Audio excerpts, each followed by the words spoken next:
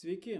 Klausant viešoje erdvėje politikų diskusijose pateikiamus argumentus dėl antro jūrinio vėjo jėgainių parko, siūlau diskusiją pažvelgti kitų kampų, padedant atsakyti į klausimą, kokį poveikį elektros kainai turėtų papildoma generacija prie dabartinio biržos veikimo mechanizmo. Tam atsakysime į 3 klausimus. Pirma, ar gamintojų konkurencija biržoje garantuoja nuolatinę žemą kainą vartotojams?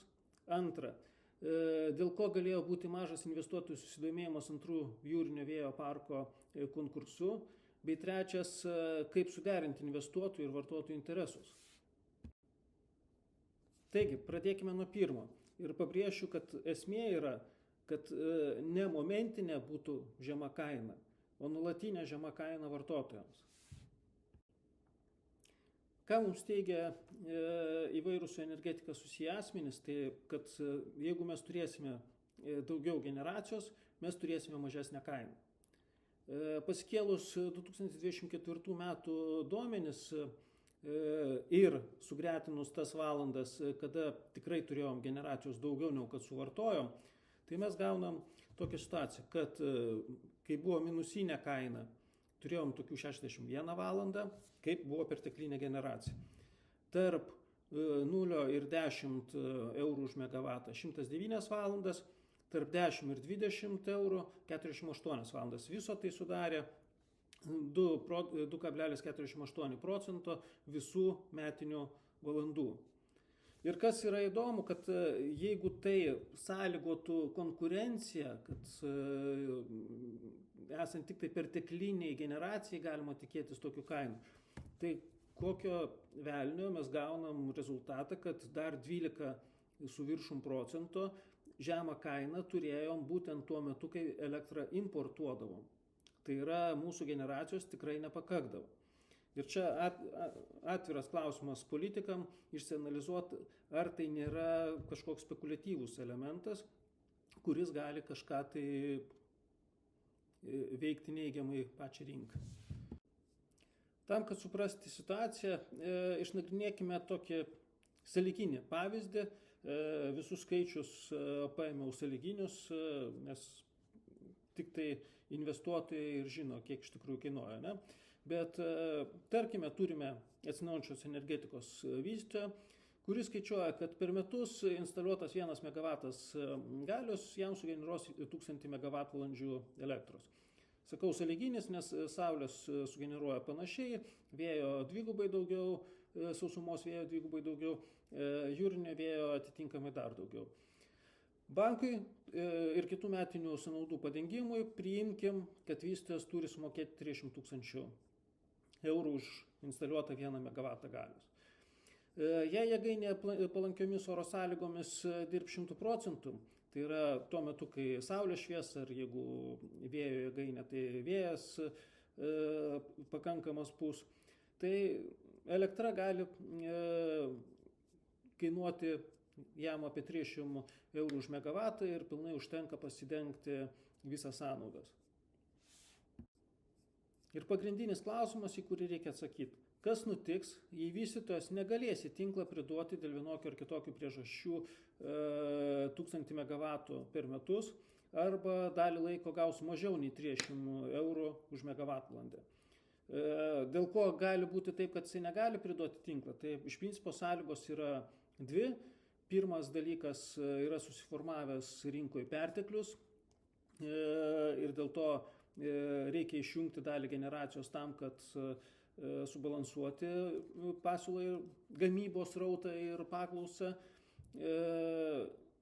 Antras scenarius yra, kad dalis smulkiųjų vystytojų patys tiesiogiai biržoje neprekiauja ir jeigu biržoje prekiaujantis dalyviai tikslingai, taip greičiausiai reiktų formuluoti, numuštų kainą žemiau jiem palankios, jie paprasčiausiai išjungs ir tuo metu negeneruos, ypač jeigu tai yra neigiama kaina.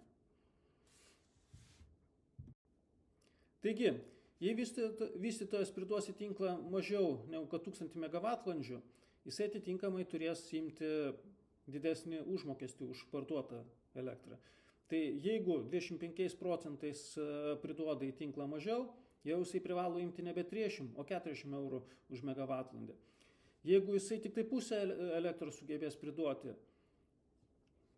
pusę metinės elektros, jau jisai turės imti 60 eurų už megavatvalandę, nes priešingų atveju jisai nesurinks reikiamos metinės sumos. Jeigu gausis visiškai nepalankus scenarius ir priduos tik tai 10% galimos generacijos, jau jisai turės imti po 300 eurų už megavatvalandę, nes priešingų atveju jisai nesurenka savo sumos. Ir ką reikia vertinti, kad iš principo, kadangi atsinaujinančios energetikos pajėgumai svyruoja, mes visada turėsime tokią situaciją, kad dalis pajėgumų prastovi, tikrai nedirbs visi 100%. Ir mes visada turėsime tų dalyvių rinkoje, kurie privalės imti didelę pinigų sumą už 1 megavatvalandę, vien tam, kad išeiti į nulį. Atkreipsiu dėmesį, kad šiandien dienai biržos mechanizmas veikia taip, kad visi birža gauna aukščiausio pasiūlymo kainą. Kadangi šiandienai ir neturime perteklinės generacijos, tai yra, ta prasme, yra atskiri momentai, kai mes jos turim pakankamai arba daugiau negu kad reikia, tačiau tikrai bus momentų visada, kada elektros generacijos nepakaks, nes bus per silpnas vėjas, per mažai saulės ir panašiai. Tai mes turim tokį scenarių, kad su aukštą kainą bent vienas vystytojas visada papuls į biržą. Arba bent jau didesnę laiko dalį. Ir jeigu imti kaip pavyzdį, pavyzdžiui, turim 3 tiekėjus, iš kurių vienas 1000 megavatvalandžių pasiūlė po 300 eurų, antras 500 megavatų už 50 eurų ir užtenka vieno, kuris 1 megavatą pasiūlė už 300 eurų, absoliučiai visi dalyviai gaus kainą po 300 eurų už megavatvalandę. Tai yra, pirmasis gaus papildomų daugiau negu kad jisai planavo 270 tūkstančių eurų pajamų, antras 125 tūkstančius papildomų pajamų, nors jam būtų užtekę žymiai mažiau. Ir papildomai reikia atsižvelgti, kad ir importuotas kiekis bus už tą nustatytą kainą. Kadangi atsinaujinančios energetikos momentinis kiekis yra nestabilus, tai yra priklauso nuo oro sąlygų, esant momentiniam pertekliui, dalį atsinaujinančios energetikos pajėgumų paprasčiausiai reikės išjungti. Taip pat dalį laiko pajėgumai bus paprasčiausiai išjungti dėl nepakankamo susiformavusios biržos kainos. Kaip ir minėjau, dalis smulkiųjų vystytojų tiesiogiai biržoje savo kainų neišstato ir negali įtakoti savo norais, už kiek jie sutiktų įjungti savo jėgainį. Kadangi dalis įrengimų, dalis generacijos užprogramuota, kad prastovės, vadinasi, turim ir užprogramuotą problemą, kad birža visada bus dalyvių, kurie norėdami sumažinti savo pajamų riziką arba nuostolius, stengsis parduoti bent 1 megavatvalandę už gana aukštą kainą. Tam, kad atsigriebtų už prastovos, o biržos algoritmas pasigavęs tokią pardavėjo kainą, lems kainą pirkėjų ir vartotojų. Taigi, galime judėti prie antro klausimo, dėl ko galėjo būti mažas investuotojų susidomėjimas antrų jūrinio vėjo parkų konkursų.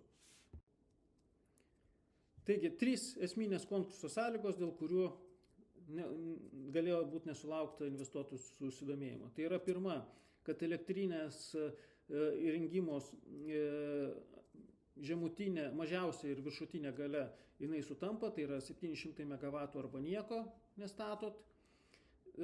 Antra sąlyga, viršutinė riba 125,74 € už megavatvalandę. Ir trečia sąlyga, žemiausia sandorio riba, tai yra 75,45 € už megavatvalandę. Ir čia klausimas politikams. Kas bus, jei suvartojimo prognozė neišsipildys, o pagal konkurso sąlygas vystytojas įpareigojamas įrengti ne mažiau kaip 700 MW galios. Tai yra, kas bus, jeigu pirmas parkas, antras parkas bei sausumoje esanti generacija bus priversta dirbti 20-30% pajėgumu. Antras klausimas politikams. Kas bus, kai naujai įrengti pajėgumai dėl sausumos konkurencijos dalį laiko prastovės ir neužteks numatytos kainos lubų? Tai yra paprasčiausiai tam, kad išeitų į nulį, jie turėtų imti 300 eurų už megavatvalandę, o lubos numatytos 127. Bei trečias klausimas politikams, į ką turėtų atsakyti, kas bus, kai parko vystytojas siekdamas užsiimti eilę biržą tikslingai pateiks neigiamos kainos pasiūlymą, tokiu būdu papuls į biržos priekį, o pats ramiai gaus numatytas grindis ir tokiu būdu vystytojai, kurie tiesiogiai neprekiauja biržoje, tai yra smulkieji vystytojai, jie arba išjungs savo jėgaines, arba nesurinks pakankamo pinigų srauto per metus. Kol politikai ieškos atsakymų prieš tai užduotus 3 klausimus, pabandysiu pasidalinti alternatyvių būdų, kaip galima būtų suderinti tiek investuotojų, tiek vartotojų interesus. Tai yra, vartotojai visada turėti žemiausią kainą, o investuotojai turėti galimybę pasiimti ir didesnę pinigų masę už megavatvalandes, vien tam, kad pasidengti savo metinį pinigų srauto poreikį. Taigi, politikai visų pirma turėtų priimti, kad suvartojimo prognozė nėra faktas ir potencialiam vystytojui reikalavimas įrengti ne mažiau kaip 700 MW galios yra per didelė rizika. Iš principo vystytojui turėtų būti sudaryta galimybė startuoti su mažesniu galios įrengimu, o likusi vystyti tik esant faktiniam poreikiui. Tokiu atveju sumažėja rizika, vystytojas startuoja, nuo 50 ar 100 MW galios, įsipareigoja per 10 metų ar kažkokį tai santykinį laiką instaliuoti likusią, tačiau jeigu jisai neišnaudos tos galios, paprasčiausiai tolimesniam vystymui galėtų būti skelbiamas ir naujas konkursas. Bet tai leistų vystytojui ne pristatyti perteklinių pajėgumų, kurie didesnį laiko dalį nepasiteisinus vartojimo prognozijai prastovėtų. Ir tokiu būdu paprasčiausiai jisai nebankrutuotų ir galėtų išlaikyti didesnį laiko tarpą darbinėme režime įrengimus ir tokiu būdu užtikrinti palankesnę kainą vartotojui. Antras labai svarbus elementas yra atsisakyti biržos mechanizmo, perinant prie svertinio vidurkio kainos nustatymo mechanizmo. Toks priėjimas leistų sumažinti kainą vartotojui ir sudaryti galimybę atskiriem vystytojam kompensuoti dėl prastovų susidariusius nuostolius. Ką turiu galvoje? Išnagrinėkime 2 situacijas. Tarkime, variantas A, turime pasiūlymą 100 MW už 20 eurų, 500 MW už 50 eurų už megavatvalandę ir 700 MW už 75 eurus už megavatvalandę. Pagal dabartinį rinkos biržos veikimo mechanizmą, jeigu visi šitie 3 pasiūlymai tenkina poreikį, jie bus suformuota 75 eurų už megavatvalandę kaina ir visi pardavėjai būtent tokia ir gaus. Bet jeigu priimti taip, kad rinkoje dalyvis gauna tiek, kiek užsiprašė, tai yra pirmasis 20 eurų už megavatvalandę, antrasis 50, trečiasis 75, mes jau gautume, kad vartotojui kaina susiformuotų 61,15 € už megavatvalandę. Jeigu imant B scenarių ir žemiausią kainą pasiūlytų didžiausią kiekį pasiūlęs, tai mes jau gautume svertinio vidurkio kainą 30,38 €. Tai yra, tokiu būdu netgi tas vienas ar kitas viena ar kita megavatvalandė parduota už brangią kainą, jinai iš principo nesudarytų tiek daug nepatogumų vartotojui, nepakeltų kainos. Ir iš kitos pusės leistų vystytojui nebankrutuoti, o atsigriebti už savo praradimus. Tačiau tam, kad gauti tikrai mažiausią kainą, vienas iš pagrindinių elementų tai turėtų būti atsisakyta valandinio mechanizmo, o sutartis sudaromas ilgesniam periodui, kad vystytojas teikdamas žemiausią kainą žinotų, kad aš už šitą kainą galėsiu tiekti elektrą savo ramiai 6 mėnesius ar 3 mėnesius ir panašiai. Todėl vienas iš scenarių galėtų būti, kas veikia kitose rinkose. Tai yra žemiausia kaina konkurso metu pasiūlęs vystytojas, jisai gauna 6 mėnesių kontraktą. Visi kiti gauna 3 mėnesių kontraktą ir į tinklą įleidžiami pagal poreikį, tik tai tada, nuo žemiausio kaino pasiūlysios link aukščiausio, tik tai tada, kai susiformuoja atitinkama paklausa.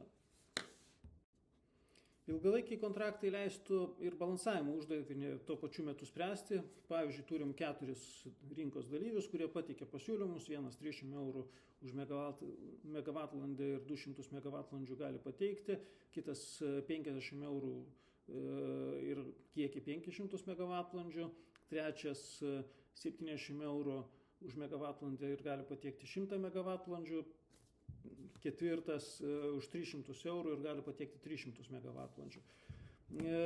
Kintant poreikiu, iš principo svertinis vidurkis nulemtų, kad kaina svyruotų ne tarp 30 ir 300, o tarp 30 ir 116 eurų už megavatvalandę, kas iš principo labai stipriai amortizuotų, beveik 3 kartus aukštą kainos išsišokimą, lyginant su tuo, kaip dabar veikia birža. Tad prekybos principų pakeitimas iš principo leistų panaikinti tiek grindis, tiek lubas, nes vartotojų kainą garantuotų reali konkurencija tarp sausumos ir jūrinio vėjo generacijos. Ir tokiu būdu iš principo būtų neuždarytas galimybės vystytojams, kurie buvo priversti prastovėti, nepataikė su kaina, visgi atsiimti